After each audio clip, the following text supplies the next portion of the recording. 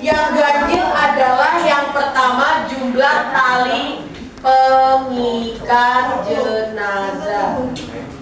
Yang kedua jumlah kain pembungkus jenazah. Kalau jenazahnya laki-laki, maka kainnya ada 5 helai. Perhatikan, kalau jenazahnya laki-laki 3 kain besar, 1 kain jubah, 1 kain sarung. Itu kalau jenazahnya laki-laki. Kalau jenazahnya perempuan ada 7 lapis. Ada 3 kain besar, lalu ada kain sorban, ada kain jubah, ada kain sarung, dan ada kain cawat atau celana dalam. 7 ya, diingat-ingat tuh yang ungkapan. Tapi semuanya ganjil, baik laki-laki maupun perempuan, bedanya hanya di 2. Kalau laki-laki tidak ada sorban dan tidak ada cawat.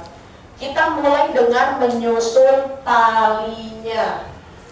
Tahun lalu kakak kelas kalian malah fatal akibatnya, yang disusun kainnya dulu, talinya belakangan. Sekarang kalau talinya disusun belakangan, kamu bayangkan sudah ada jenazahnya, tinggal dibungkus tapi talinya belum ada. Gimana itu? Kamu harus angkat dulu tuh jenazahnya, baru talinya diletakin, kan nggak mungkin. Jadi peletakan tali pertama untuk di bawah sebelum adanya kain itu sangat penting. Maka jangan lupa yang diletakkan pertama adalah talinya. Ada 7 tali. Yang pertama diletakkan di mana? Di bagian atas kepala. Yang kedua diletakkan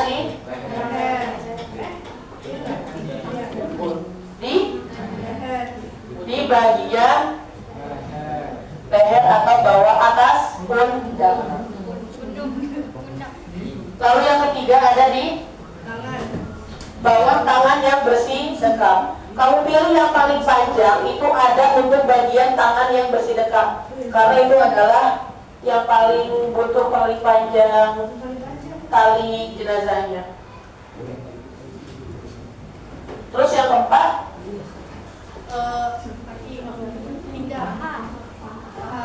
belum sampai paha. Tangan, perut. Bagian pinggang atau pinggul. Terus yang kelima, di bagian paha dulu. Selanjutnya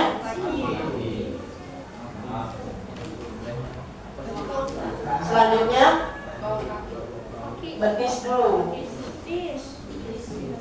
Selanjutnya di bawah kaki.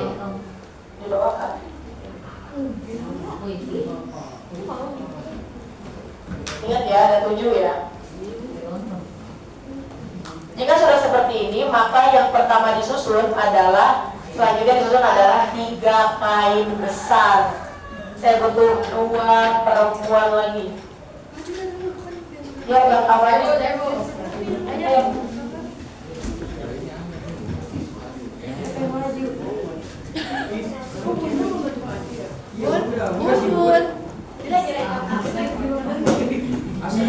Perhatikan cara memegang kainnya. Kamu salah memegang kainnya, kamu juga nanti salah cara membungkusnya. Satu di sana. Kamu pusing. Emang nggak boleh dilakukan aja? Ini dulu kalau ada yang kalau ada yang pegang ujung-ujung kainnya. Perhatikan cara meletakkan kainnya. Yang pertama, kamu taruh di serong kanan. Sini. Dada ke sana. Kalau kamu dada ke sana. Siap. Tapi jangan taruh serong, yuk. Letakkan. Tuh, lihat. Ada sebagian yang belum tertutup kapan. Jelas ya? Jelas. Yuk, ambil satu lagi. Ya itu.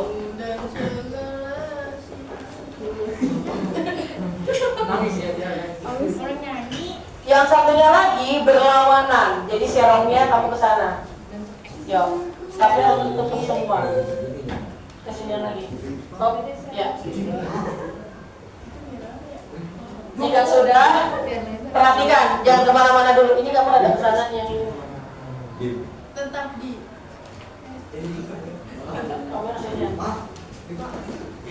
Nah, perhatikan. Nah, kamu sini ya, sebentar. Biasakan setelah ini akan diberikan kain kafan yang lebar yang terakhir. Nah, kalau misalnya jenazahnya ternyata setelah dimandikan masih keluar darah seperti ibu yang meninggal karena nifas habis melahirkan, atau korban kecelakaan ya setelah dimandikan bahkan masih keluar darah dari telinganya, dari hidungnya, dari matanya, agar darahnya tidak menetes sampai kafan keluar, maka sebelum yang besar terakhir, yang besar yang ketiga ditaruh, diletakkan plastik taplak meja, tahu yang bening yang besar. Nah, diletakkan plastik, tapi itu hanya insidental jika jenazahnya masih mengeluarkan cairan baik darah maupun yang lainnya walaupun sudah dimandikan. Nah, setelah plastiknya diletakkan, maka letakkan kain kafan yang besar ketiga. Jangan diambil ya.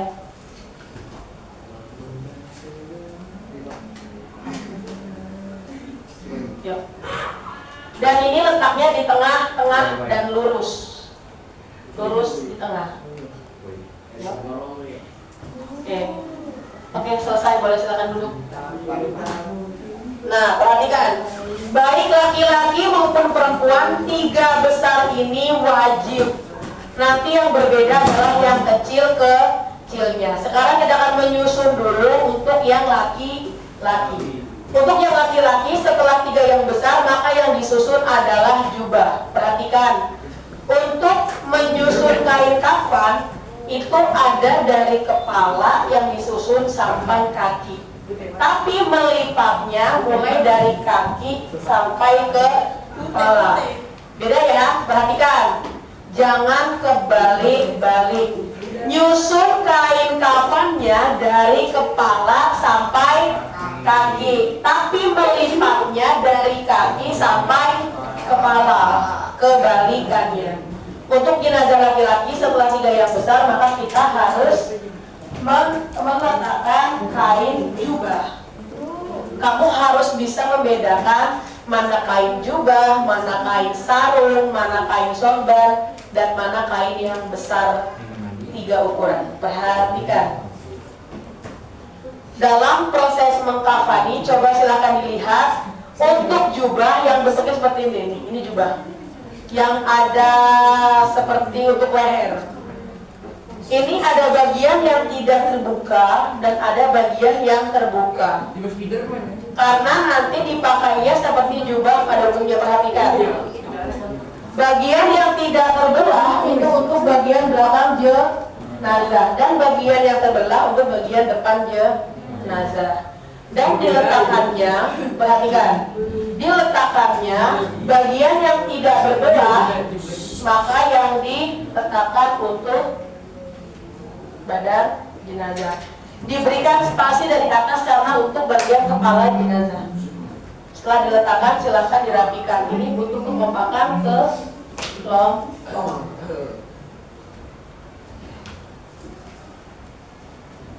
Bu, Ya. kalau keluar darahnya nggak dimandiin lagi? Enggak, karena bisa jadi tuh biasanya kalau yang keluarnya darah terus itu biasanya kalau nggak dia kecelakaan atau itu ibu yang nifas. Kalau seorang ibu yang nifas kan bahkan di celana dalamnya biasanya dikasih kapas lagi tuh banyak biar nggak tembus. Tapi kalau masih tetap tembus, makanya untuk biar nggak tembus sampai kafan terluar, makanya diberikan plastik itu. Kalau dimandi terus, dimandi lagi, ya kisut nanti jenazah. Berarti nggak najis kan ya Bu? Apanya? Kalau Enggak, karena itu insidental. Tidak semua jenazah seperti itu. Setelah jubah, untuk yang laki-laki langsung disusun bagian sarungnya. Untuk nih, sarung seperti kalau seperti ini. Untuk sarungnya harus diletakkan sedikit menutupi dari si jubahnya. Nih perhatikan, ini kain sarungnya, ini kain jubahnya.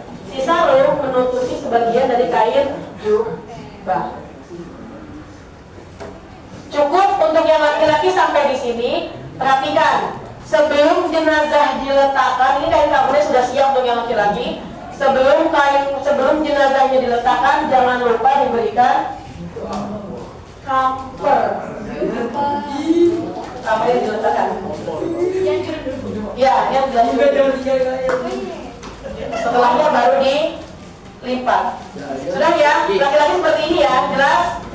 Sekarang kita akan susul kain kafan untuk yang perempuan.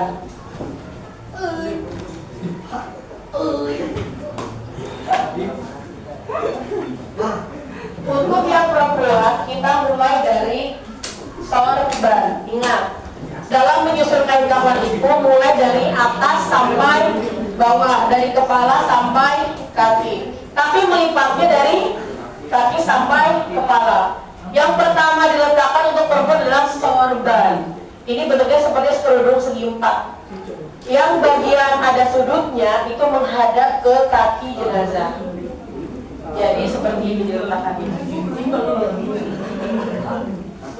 Jelas ya? Perhatikan yang mengkafani.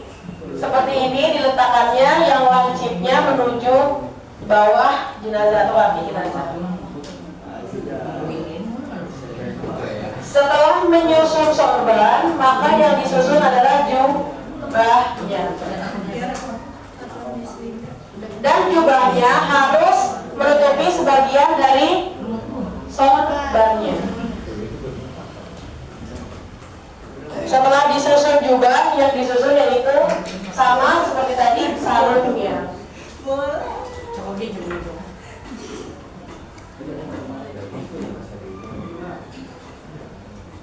Setelah disusun sarungnya, maka disusun cawan atau celana.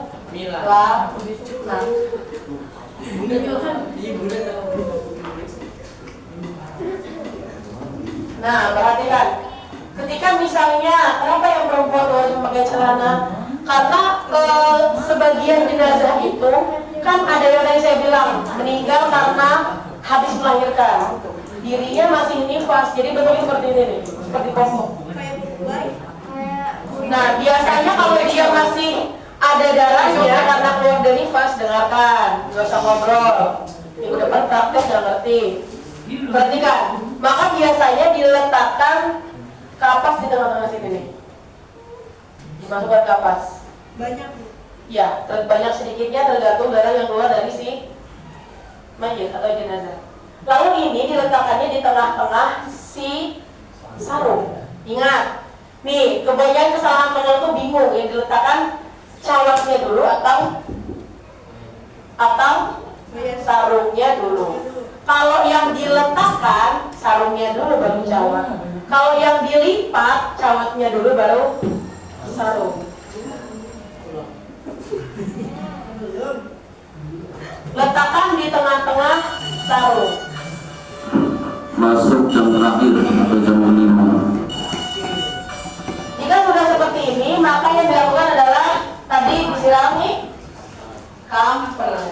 Jangan lupa, tujuannya untuk meminimalisir aroma menyengat dari si jenazah. Karena kan kadang-kadang ada jenazah yang dikuburinnya bukan di sini tapi di kampung, betul? Betul. Nah, makanya adanya kamper ini untuk meminimalisir aroma dari jenazah. Jika sudah seperti ini, maka jenazahnya boleh diangkat, boleh lagi. Angkat jenazahnya. Yuk, angkat.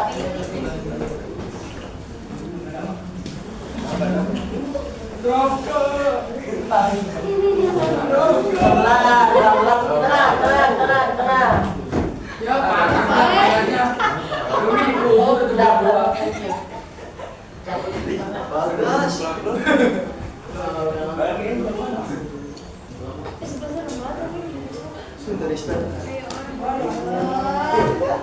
Apakah setelah ini langsung dikafani? Tidak. Tapi tugas kalian masih untuk menutupi lubang-lubang yang ada pada si jenazah.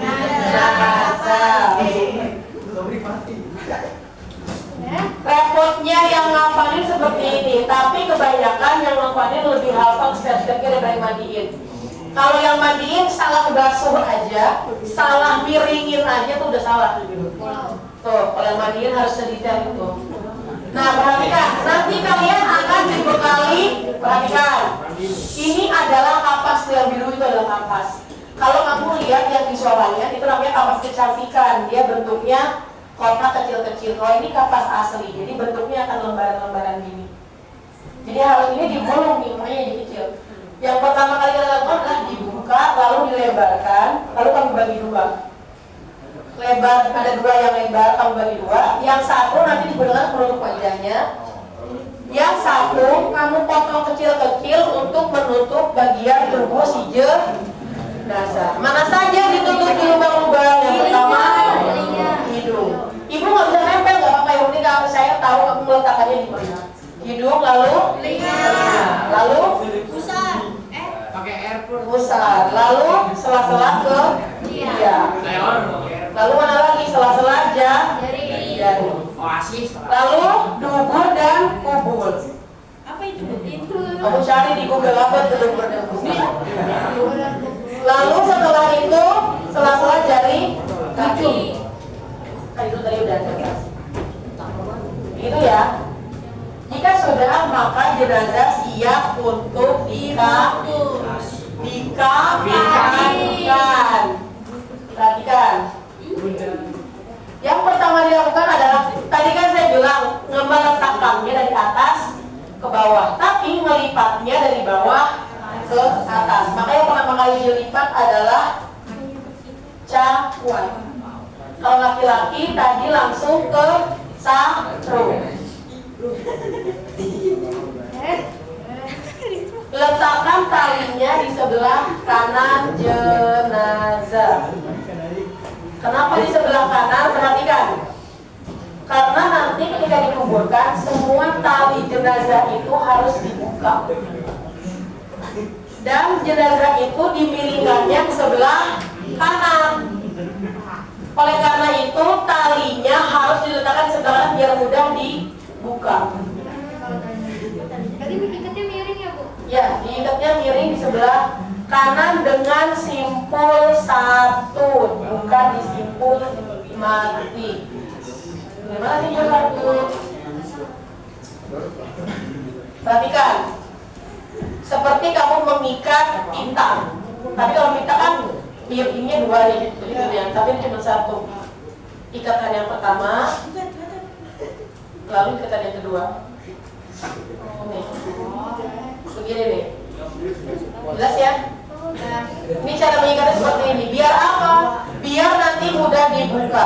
Jadi ketika nanti jenazahnya masuk ke liang lahat, itu semua yang namanya tali jenazah harus dibuka. Biar mudah membukanya, dibuka bukan ditarik ya, cuma dibuka gini aja nih. Udah selesai. Nggak apa-apa, talinya masih ada di kafannya, tapi yang penting sudah dalam keadaan terbuka talinya. Oleh karena itu harus ditali di sebelah kanan dan bersimpul satu. Setelah kain cawan, maka yang dilipat adalah kain satu, mulai dari sebelah kanan.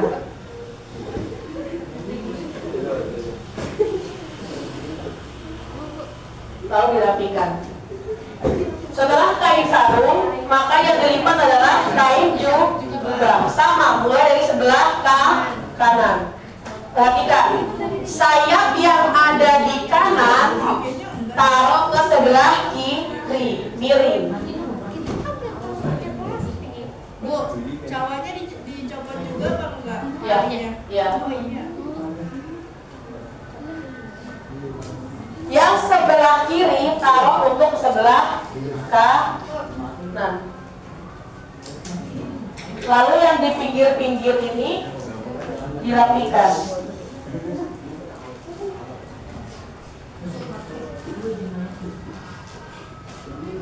Tidak boleh ada yang namanya aurat terlihat.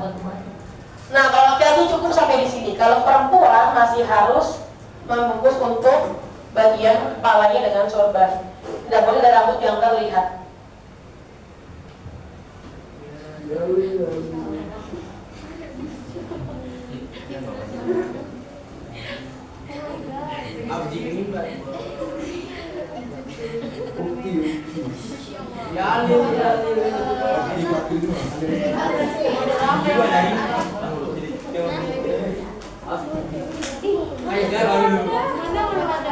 Dan jangan lupa yang besar diletakkan di bagian wajahnya. Apa? Biar kalau ada air mata jatuh nggak langsung kena ke jenazah. Tapi nanti pas dibuka ini dibuka, nggak boleh ada yang menutup pisaunya. Setelah ini baru untuk dilipat kain kafan yang 3 besar. Boleh silakan 2 orang maju, boleh cewek boleh cowok. Ayo bebas. Yo. Pegang yuk. Apa sih? Kayak tadi di ujung-ujung. Pegang. Oke, perhatikan yang dipegang adalah setiap lembar per lembar. Sekarang Bu pegang lembar pertama. Ujung-ujungnya. Lipatnya dari kanan ke kiri, kanan dulu. Dari kanan, lalu pegang, diketatin, sudah. Lalu yang kiri yang sini. Nah, diketatin lagi. Tugas anggota yang lain merapikan si kain kafan jenazah. Pegang, dilipat. Jika sudah, tangannya tetap megang kain kafan di ujung-ujungnya, lalu lipat dari kiri ke kanan. Ini kamu udah sisanya nih, berarti kamu dikosongin. Nah, sudah. Pegang satu tangan, nggak apa-apa ini. Nah, ini nggak apa-apa ini. Dilepas aja, yang penting tulisannya sudah. Lalu dari kiri ke kanan, selembar. Yo, selembar sini. Ditarik. Nah, dan dirapetin, diikatnya gini nih, dipegang kenceng gini. Nah, terus pegangnya kenceng. Ini ke depan nih. Oke, terus yang dari kanan ke kiri. Kalau masih ada sisanya, lipat lagi. Belum. Ini baru yang sebelah sini. Diketatin, dirapikan. Nah, tadi gini. Yo, juga sudah. Kanan lagi ke kiri. Yo, ujung. Mulai dari ujung. Dirapikan. Ujungnya dipegang. Nah. Lalu dari kiri ke kanan kalau masih ada sisa, dirapetin. Terus pegang yang rapet. Nah, rapi atau tidak bungkusan jenazahnya tergantung dari kain kafannya, tergantung dari kekompakan kelompok. Ada yang bagian pegang ujungnya, ada yang merapikan sambil mengikat. Yang pegang tetap pemegang. Selanjutnya kita akan mengikat tali jenazahnya. Ingat ya, diikatnya di sebelah kanan.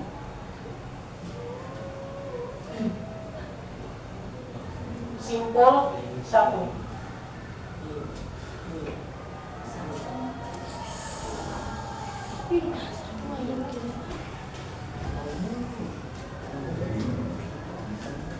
Di bawah tangan yang bersih dan kau. Kayak pocong beneran kan ini? Emang marah. Terus di bagian ini.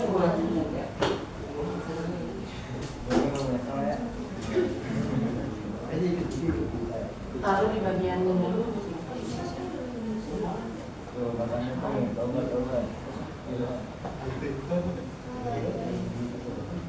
Lalu di bagian.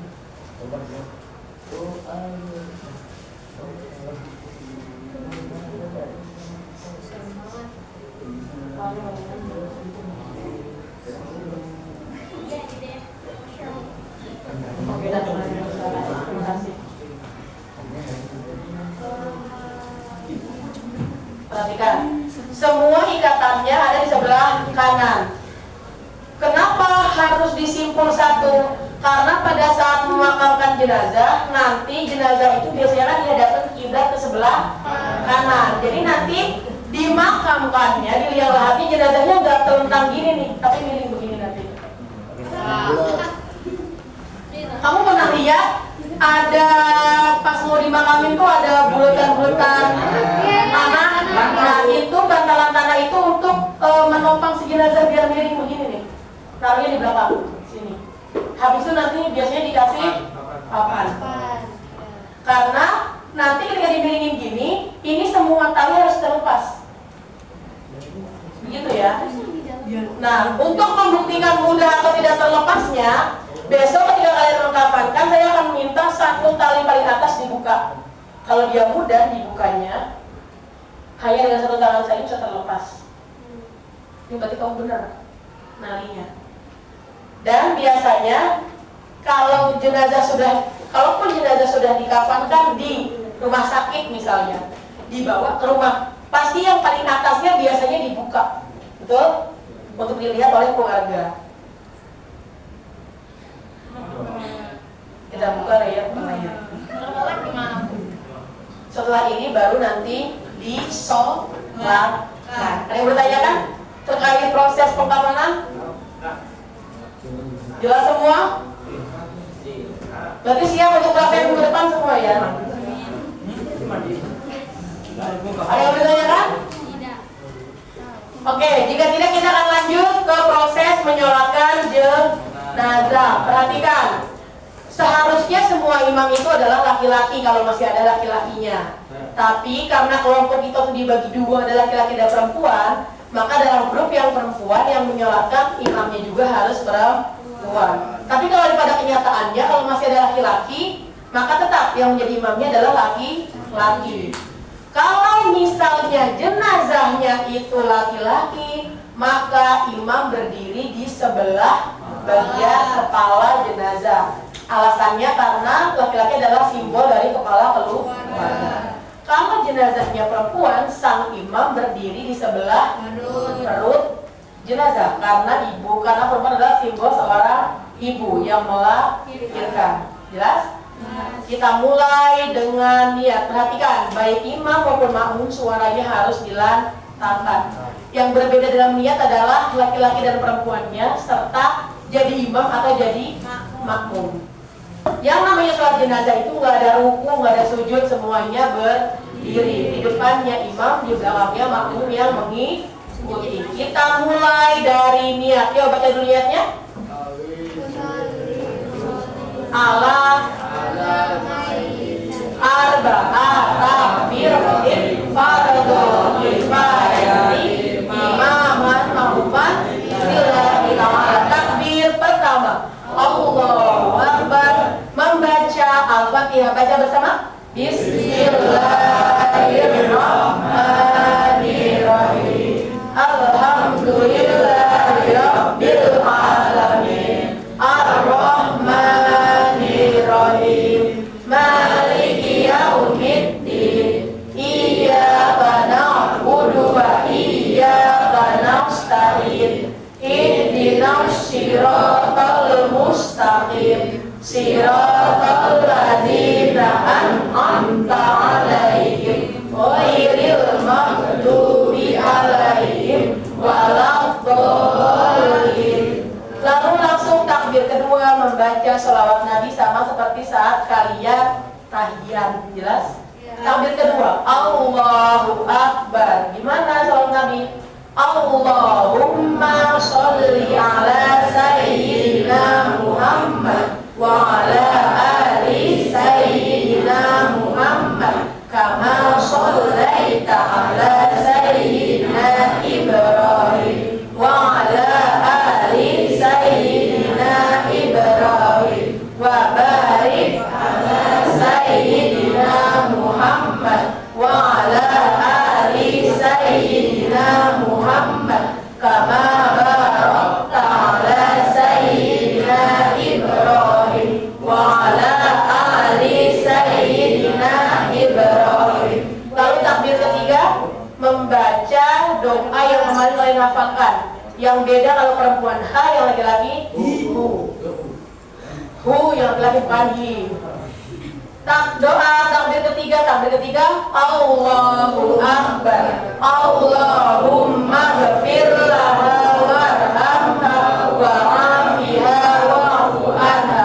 Saya bacanya ha karena saya perempuan. Yang laki-laki belakangnya berarti bacanya hu. Allahumma ghfir lahu warhamhu wa'afihi wa'fu anhu. Lalu takbir keempat Allahu Akbar. Allahumma la tahrimna ajraha wa la taftinna ba'daha wa ghafir lana wa laha. Kalau laki-laki